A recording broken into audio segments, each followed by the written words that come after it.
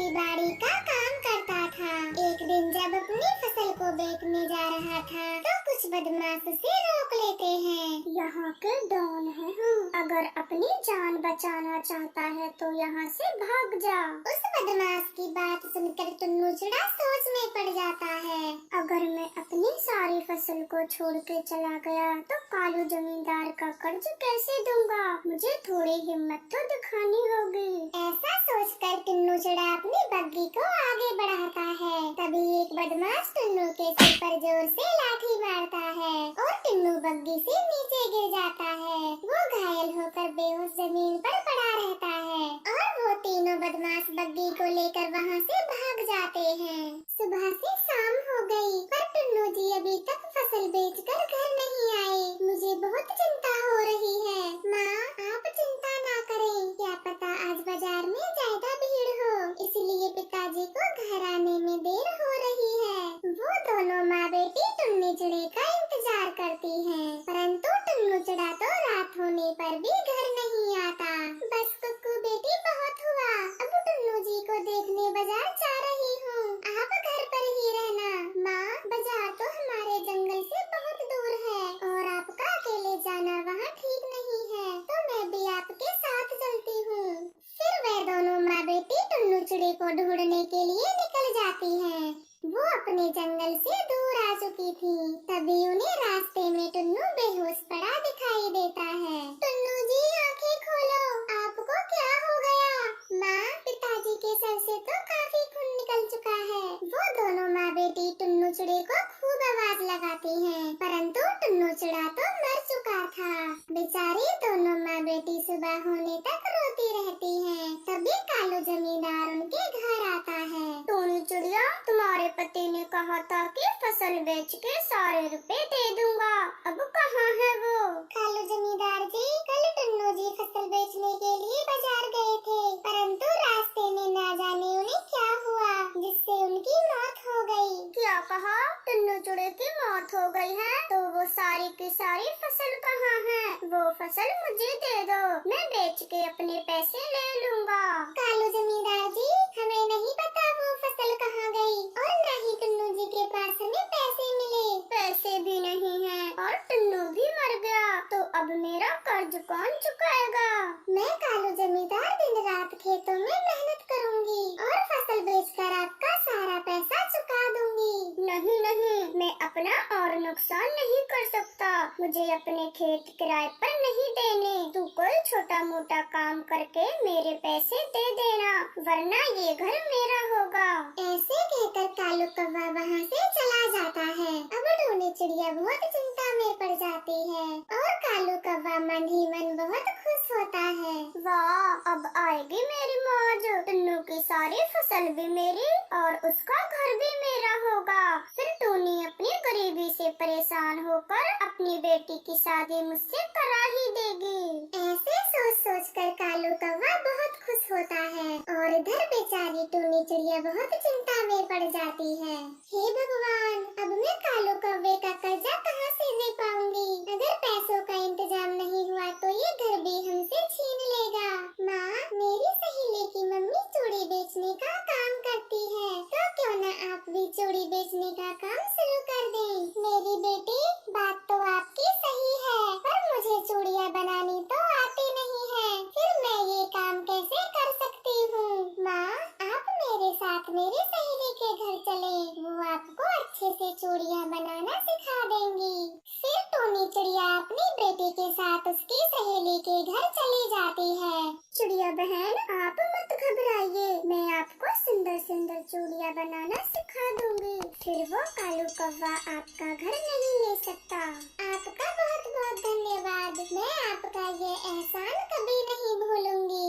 फिर उस दिन के बाद कबूतरी टुन्नी चिड़िया को चूड़ी बनाना सिखा देती है। कुछ ही दिनों में टुन्नी चूड़ी बनाना सीख जाती है और अपने घर में ही चूड़ी बनाने का काम करती है। बेटी, आज मेरा पहला दिन है, मैं ये सारी चूड़ियाँ बेचने बाजार जा रही हूँ, आप अपना ध्यान रखना। माँ, आप मेरी चिंता मत करो, आप आराम से चूड़ियाँ बेचना और देखना आपकी सारी चूड़ियाँ बिक जाएंगी। फिर टुन्नी चिड़िया अपने सर पर चूड़ियों का टोकरा लेकर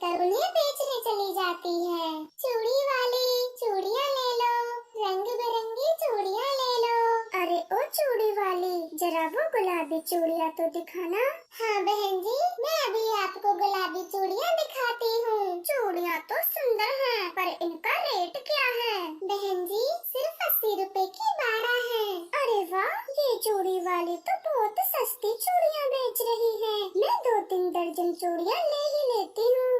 फिर वो टोनी से चूड़ी खरीद के वहाँ से चली जाती है। टोनी तो बहुत खुश थी कि उसकी बनाई हुई चूड़ियाँ पक्षियों को पसंद आ रही हैं। फिर थोड़ी ही देर में टोनी की सारी चूड़ियाँ बिक जाती हैं। अरे वाह, पहले ही दिन मेरी सारी चूड़ियाँ बिक गई हैं। कल से ज्यादा चूड़ी बना के लाऊंगी। फिर खुशी से उड़ती हुई टोनी चिड़िया अपने घर आ जाती है। फिर दोनों माँ बेटी पैसे गिनती हैं। देखा मम्मा, मैंने आपसे कहा था कि चूड़ियों के काम में अच्छी कमाई होती है। हाँ मेरी बेटी, अब मैं ज्यादा चूड़ियाँ बनाऊंगी और कालू जमींदार के सारा कर्जा चुका दूंगी। फिर वो हमारा घर कभी नहीं छीनेगा। अब टोनी चिड़िया ज्यादा चूड़ियाँ बनाती है और उन्हें बाजार में बेचने जाया करती। एक दिन टोनी चिड़िया अपनी चूड़ी बेच रही थी कि तभी कालू जमींदार की नजर टोनी पर पड़ती है।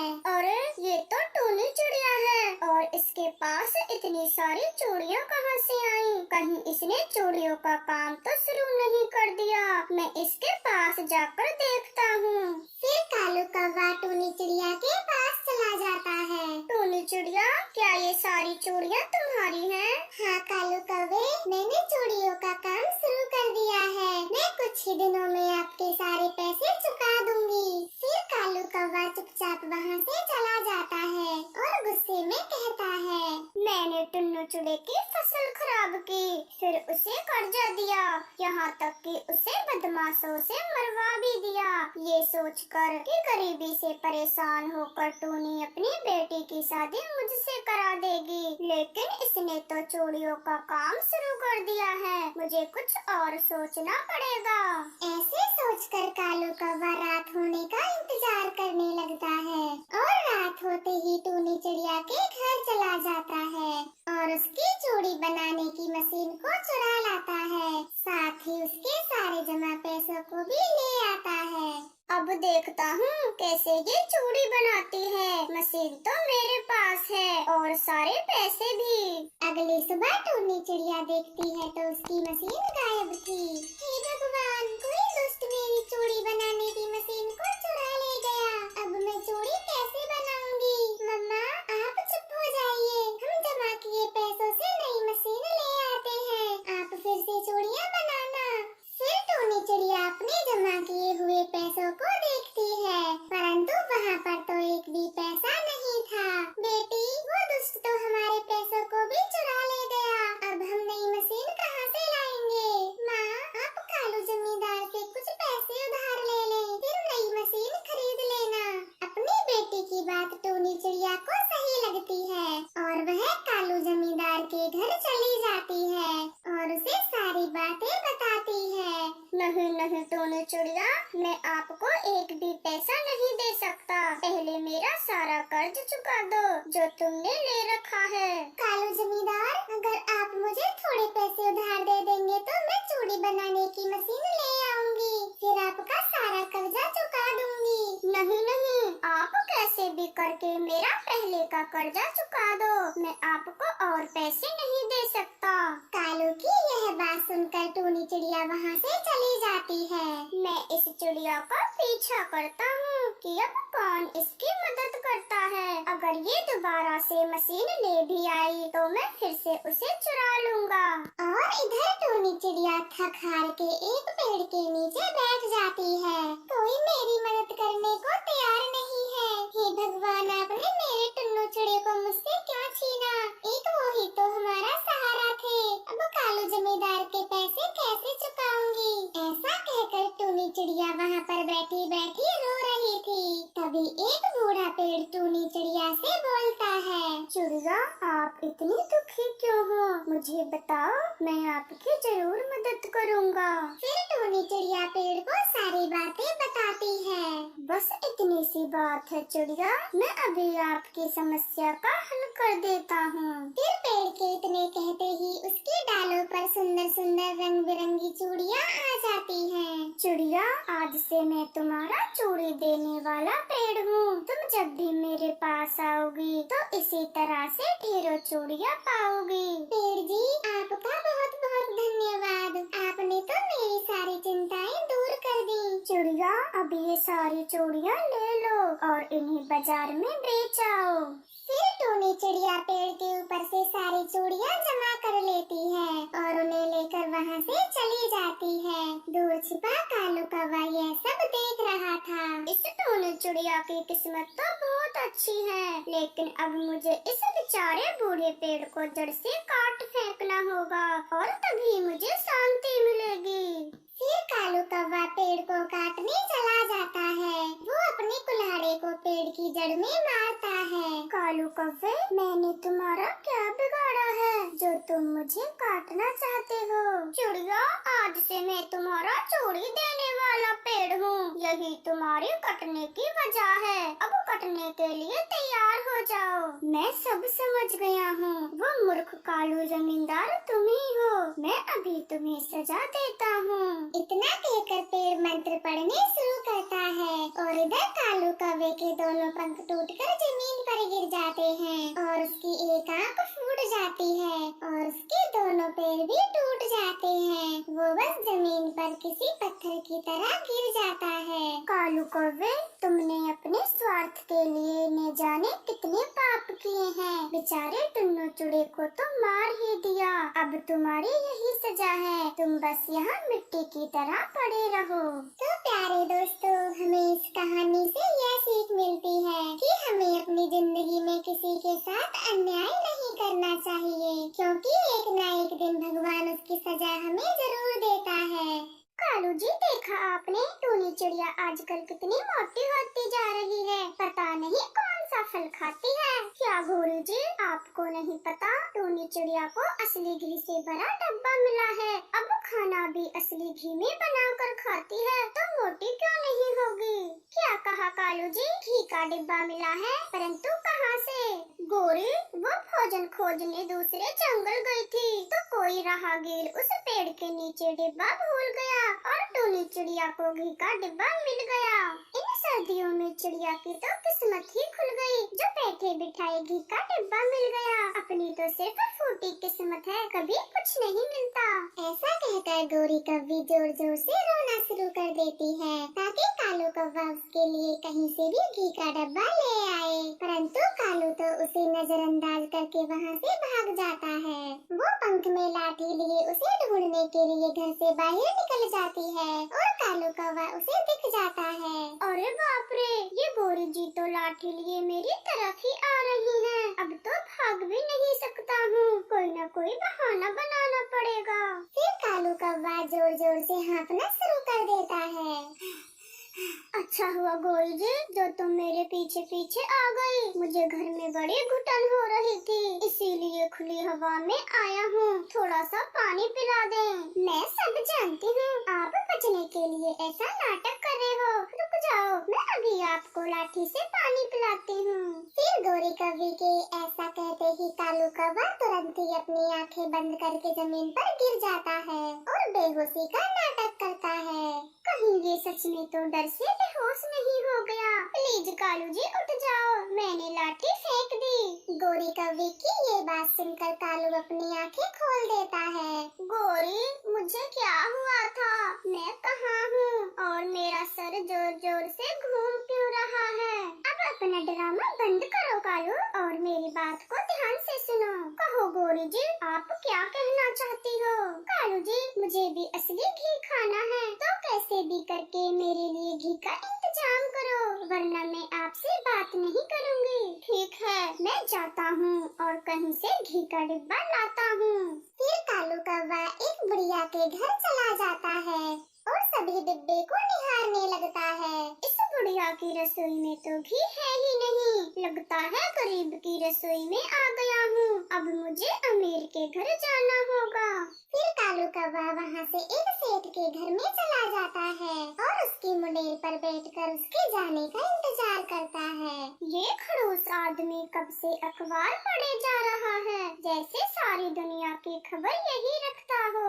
कालू कौवा सेठ के जाने का इंतजार करते करते थक जाता है और चुपके से रसोई में जाने लगता है। तभी सेठ एक कंकड़ उठाकर कालू को मारता है। कंकड़ सीधे कालू के सर पर लगता है। फिर कालू कौवा तुरंत ही अपने घर भाग आता है। मर गया घोड़ी जी, मर गया। आपके घी लाने के चक्कर में सर फूट गया। साफ साफ बताएं हुआ क्या है, आपका सर कैसे फूटा? गोरी, एक मोटे से आदमी ने मेरे सर पर फेंक के पत्थर मारा। कालू जी, आप भी एक नंबर के बेवकूफ हो। इंसानों के होते हुए भी भला घी चुराया जाता है। लगता है अब मुझे ही कुछ सोचना होगा। फिर गोरी कौवी कालू कौवे के कान में कुछ बताती है और कालू कौवा कहता है, गोरी जी, आप जिद कर रहे हो, इसलिए आपकी बात मान लेता हूँ, वरना मैं टोनी चिड़िया के घर से कभी चोरी नहीं करता। कालू और गोरी ऐसे बातें कर रहे थे। इधर टोनी चिड़िया अपने बेटे के लिए घी के लड्डू बनाने की तैयारी कर रही थी। मम्मा, आपने ये लड्डू बनाना कहाँ से सीखा? बेटा, ये लड्डू तो मैंने आपकी नानी से बनाने सीखे हैं। वो हर सर्दियों में घी के लड्डू बनाती थी। मम्मा, एक बार नानी ने भी तो हमारे लिए लड्डू बनाकर भेजे थे। मैंने अपने दोस्तों को भी खिलाए थे। वो सब कितनी तारीफ कर रहे थे। वो दोनों माँ बेटा ऐसे बातें कर रहे थे कि तभी कबूतर वहाँ आ जाता है। अरे वाह, बड़ी अच्छी खुशबू आ रही है। आखिर ऐसा क्या बन रहा है? जरा मुझे भी तो खिलाएं। कबूतर भैया, मुझे जो घी का डिब्बा पाया था, बस उसी से गुड्डू के लिए लड्डू बना रही हूँ। जब लड्डू बन जाएंगे तो आपको जरूर खिलाऊंगी। ठीक है टोनी, ध्यान से खिलाना।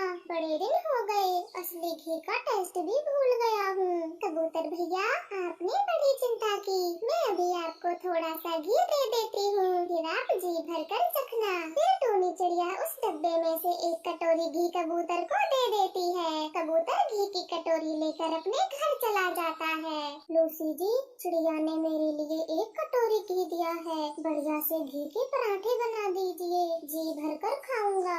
ठीक है कबूतर जी, मैं अभी घी के पराठे बना देती हूँ। वो दोनों ऐसे बातें कर रहे थे। फिर तभी वहाँ पर मिट्ठू तोता आ जाता है। जरा मुझे भी तो बताओ, आखिर घी कहाँ बट रहा है? मुझे भी घी के पराठे खाने हैं। मिट्ठू तोते, घी कहीं नहीं बट रहा। ये घी तो टोनी चिड़िया ने मुझे वैसे ही दिया है। क्या कहा? टोनी चिड़िया के पास घी है? फिर तो मैं भी जाता हूँ, मुझसे तो कभी मना नहीं करेगी।